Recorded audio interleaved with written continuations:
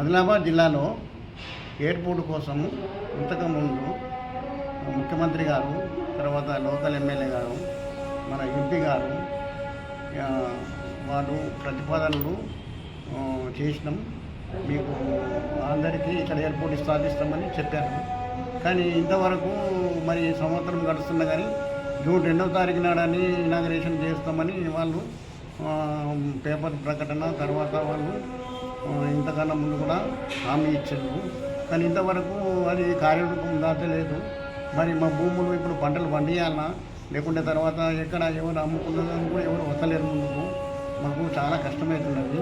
కావున ప్రభుత్వము దయతలిచి ఈ సమస్యని తొందరగా పరిష్కరించాలని కోరుతున్నాం.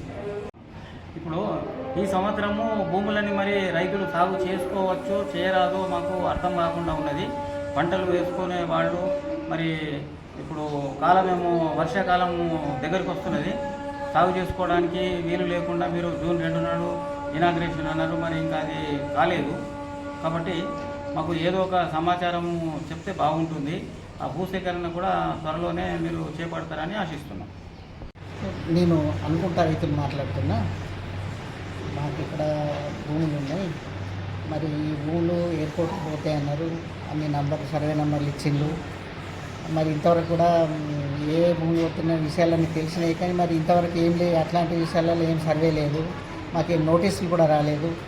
మరి ఎయిర్పోర్ట్ శంకుస్థాపన చేస్తామని చెప్పి అన్నారు జూన్ 1వ వారంలో. మరి అది ఇంతవరకు ఇంకా రాలేదు. 2వ తారీఖు అన్నారు, అది అట్లాగే అయిపోతుంది. మరి ఇంతవరకు ఎవరు కూడా మా భూములు ఎవరు కౌలుకు తీసుకోవడం లేదు. మరి మేము చేయాలన్నా కానీ ఏం పంటలు వేయాలి ఏం చేయాలనేది కూడా మాకు కూడా అనుమానాస్పద పరిస్థితుల్లోనే ఉన్నాయి. మరి ఇలాంటి పరిస్థితుల్లో మాకు ఒక క్లారిటీ ఇచ్చేసి మరి ఇది అసలు వెళ్తుందా వెళ్ళదా, ఎయిర్పోర్ట్ అవుతుందా కాదా, ఇవన్నీ మరి ఏ విషయాలు కూడా మాకు అర్థం కావడం లేదు. మరి ఒక్కొక్కళ్ళు ఒక్క రకంగా మాట్లాడుతున్నారు. మరి ఇవన్నీ ఆలస్యం కావడానికి ఎందుకు ఏంటి కారణాలు, మరి ఇవన్నీ విషయాలు కూడా మాకు కొంచెం క్లారిటీ ఇస్తే బాగుంటుంది. ఉన్నటువంటి మనకు ఎవరికి పెద్దలు ఉంటారు వాళ్ళు కూడా మనకు సరైన సమాచారం తెలియజేయాలా. మరి మీడియా వాళ్ళు కూడా ఎట్లాంటి వార్తలు ఏం రాయడం లేదు. ఇదివరకైతే పేపర్లో వస్తుండే ఏదైనా న్యూస్ తెలిసేది. ఇప్పుడు ఎటువంటిది కూడా మనకు మీడియాలో రావడం లేదు. మరి రైతులు ఏం చేయాలనేటువంటి పరిస్థితుల్లో చాలామంది ఇబ్బంది పడుతున్నారు. ఇంట్లో పిల్లల పెళ్ళిళ్ళు చేయాలి, ఇల్లు కట్టుకోవాలా, మరి ఏదైనా చేద్దామంటే కూడా మరి ఏం